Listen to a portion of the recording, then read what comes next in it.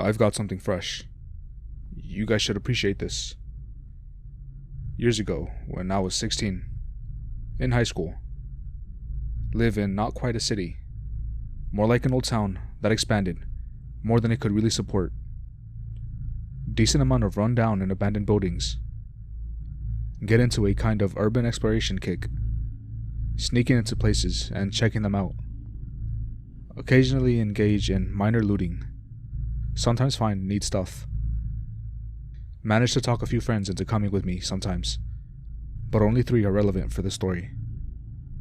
One of them was an old buddy of mine, who I'll be calling Bill. Another was a girl I had a minor crush on, who I'll call Susan. The last one is the most important. He told us his name was Eli, and there's probably not much point in censoring anything for him. Bill, Susan, and I went to the same school, but I met Eli while I was checking out some old restaurant. Spooked the hell out of me, because I had just snuck in through a window, and he speaks up from right fucking behind me. He thought it was funny as hell. We get to talking, and I tell him about my hobby, and ask if he's doing something similar. Yeah, more or less.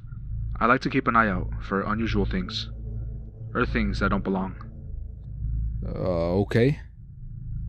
Seems kinda weird, but he's friendly, and I'm running around scavenging junk in a half-wrecked diner, or whatever, so I can't talk. We chat for a bit.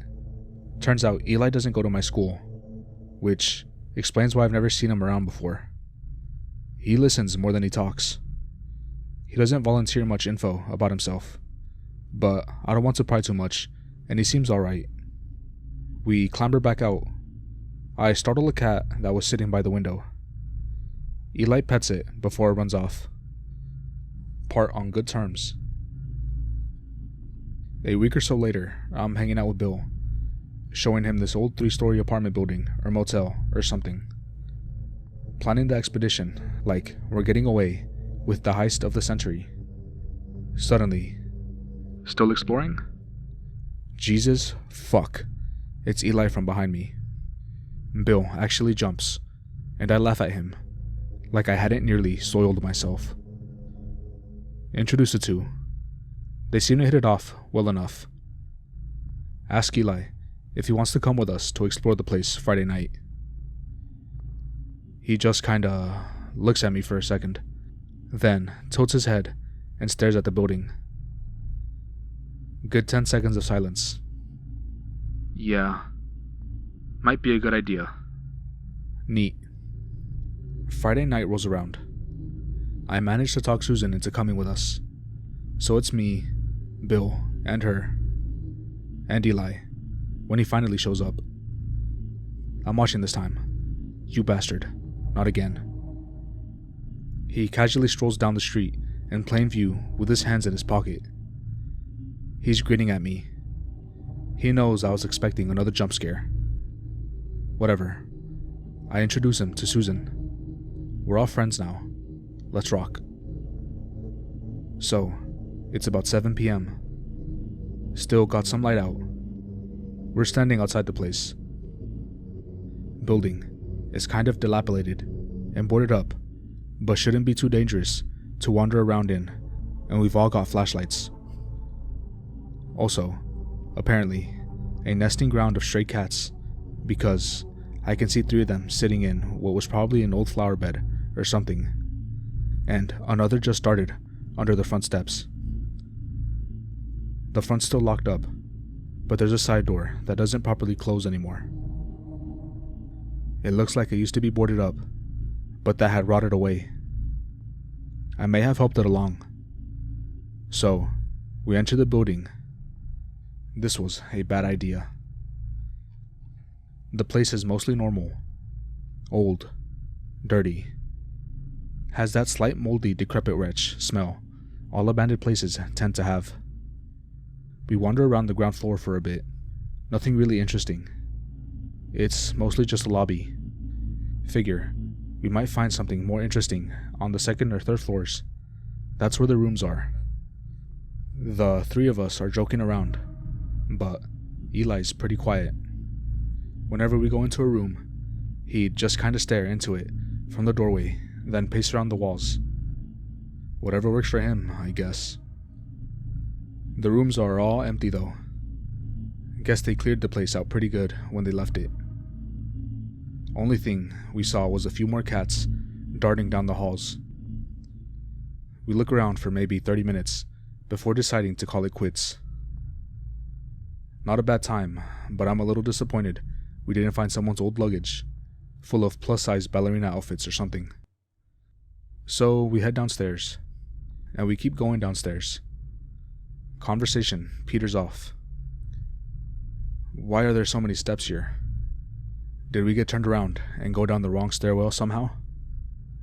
Maybe we're coming out at the basement. Starting to smell kinda funky. Probably some nasty mold down here. But there's a door. So let's see where it goes. Eli hasn't said anything for the last 10 minutes. Turns out to be another hallway full of rooms. The four of us are standing by the stairwell, looking down the hall. Kinda confused. Subterranean apartments are kind of an odd choice. We decide to go back up and find the right stairs again. Eli is at the base of the stairs, looking up. I ask him, "What's up?" and look where he's looking. Something is standing at the top of the alcove. My first reaction is that we're about to get shanked by a drunken homeless man. Then, things start registering. It's big, but kinda squashed and wide, like if a person was stretched out from the sides, and its legs are even more disproportionately short and stumpy. What I thought was a really grimy coat is actually long, tangled, really ratty looking hair or fur covering its body. Can't even see any eyes, just hair. There's a mouth though. I can tell because it starts screaming at us. The mouth is too wide. It looks like it starts on the side of its head, and there aren't any teeth, just thick lips and a spittle. I almost would have preferred shark teeth or something. There was just something really revolting about this gaping, empty mouth. The noise itself was just fucking terrifying.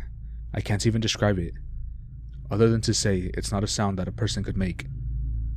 Like it went into my ear and started throttling the caveman part of your brain that identifies threats. It started to stagger down towards us, still screaming.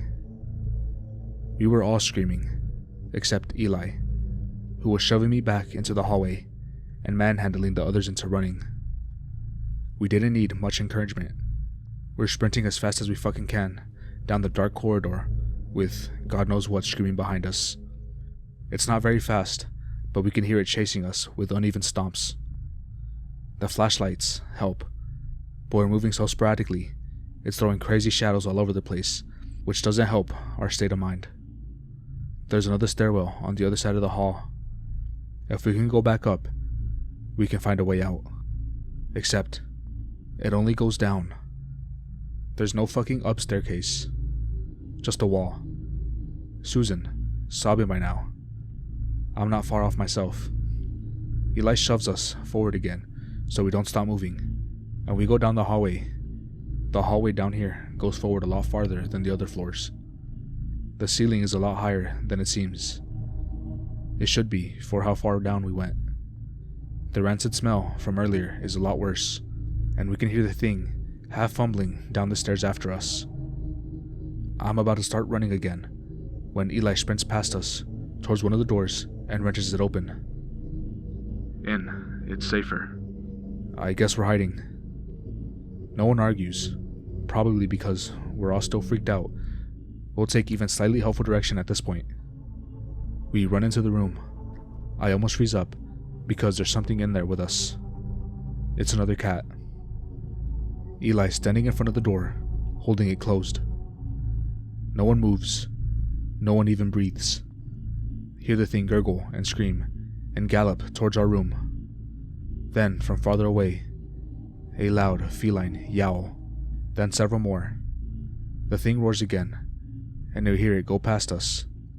I'm looking at the cat sitting in the middle of the floor. It's staring at Eli. A few seconds go by, and he quietly opens the door again. The stairs were just fucking gone. It's hallway in both directions. One of us is making a high-pitched, whimpering noise. I'm not sure who, but I wouldn't rule out any of us right now. Stressful doesn't quite cover it. The screaming's coming back. I think to go back into the room, but Eli's already moving down the hall. The cat's following him. Susan goes after him. So does Bill. I hesitate by the first room for a second, torn between hiding in there again and making another run for it in the open. Decide I don't want to be alone more than I want to be in that room, and I run after them. I nearly freak the fuck out when something brushes my leg. It's another cat running beside me. Not hurting me, just ignore it. Eli's ushering Susan and Bill into another room ahead of me. I see them hesitate for a second before entering. Eli's staring at me now, holding the door open. I hear the scream again. I run through the doorway and stumble to a stop as Eli closes it behind me. Bill and Susan are there, and so are the cats. Like, dozens of them. The room's full of them. Bill's just standing there, twitching, and I can hear him repeating, "Fuck, fuck, fuck, fuck, fuck, fuck, fuck," very quietly. Susan's sitting on the floor, half curled into a ball. There's a circle of cats standing around them. Some of them are watching them, but the others are staring out into the room. All the other cats are either stalking around or sitting and staring into a place. Getting freaked out again. This is not normal behavior. "Hey." And then there's Eli, who is much too calm for the situation, and somehow has acquired a platoon of disturbingly focused alley cats. Seriously, there's maybe 6 of them at his sides, and his back following his steps. "Stay here. You'll be okay. I'll make it stop." Too fucking panicked to question him. Also, don't really know what the hell he's pulling with the cats, and suddenly, don't want him focusing on me. Susan proves she has bigger balls than me and manages to ask him what's happening. When he looks at her, so do all the cats following him at the same time. "What the fuck, Eli?" "Stay safe. You're safe with us. I'll be back." And then he walks out with his cat followers and closes the door behind him. The cats apparently left to guard us deliberately open a path for me to stand next to Bill and Susan, so I stand with them. They circle us again. Not sure how long we sat there. My sense of time was pretty screwed by then. Then, finally, there was a new sound. Except, I didn't really hear it. It was more like I could feel the vibration, like it was very, very loud, but too low pitched for me to hear. Made my hair stand on end, and my body just locked up. Every damn cat is standing up and staring in the same direction. Ears back, tails down, eyes wide, and huge and reflective. It stops after half a minute, and the cats suddenly act like normal cats again. The ones circling us get up and wander around. A minute later, Eli abruptly walks in. He looks fine, not a scratch on him. But he's lightly splattered with a disturbingly vicious pitch black liquid, except for his right arm, which is coated up to the elbow with the stuff. I don't want to know. I do not want to know. The cats start filtering out the door. "We can go now." I don't really have a lot of clarity for a bit afterwards. I vaguely remember them running out of the building. Everything was normal again. The exit was easy to find. Bill booked it the second he was outside. No looking back. A couple of cats followed him though. Susan and I stood outside with Eli for a few minutes. She tried asking him what happened again, but he just shrugged and said not to worry. He took care of it. If I wasn't still terrified, I'd have been pissed at not getting an actual answer. We all went home. Eli walked back some of the way with me. Susan got another entourage of cats. We didn't talk about anything else, and when I could see my house, I felt Eli pat me on my shoulder from behind. He was just gone when I turned around. When Susan and I talked about it a few days later, she swore he'd walked home with her, and that I had walked off with a cat party. Needless to say, the urban exploration fucking stopped. We never saw Eli again. I looked around a little, but I wasn't sure I wanted to find him. Susan did though. Holy shit, did she want to find him. Pretty sure she put up a missing persons poster at some point. No luck though. Torpedoed any chance I had with her. Eli was all she talked about. Bill refused to discuss it at all. Didn't even want to talk to me or Susan much. Think he was trying to put as much distance between him and that night as possible. He picked up a drug habit a couple of months afterwards, and from what little I got him to talk to me about it, he'd apparently retroactively decided that night was just a hallucination from bad weed or whatever, despite him never having touched the stuff until well after everything went down. And all three of us having the same experience when I'd never taken drugs in my life, and Susan definitely hadn't. Self-delusion's a hell of a thing. Back in the present, moved the hell out of that town. So did Bill. Susan's still there. We still talk semi-regularly. She works at an animal shelter. She owns 3 cats. I don't have any room to judge.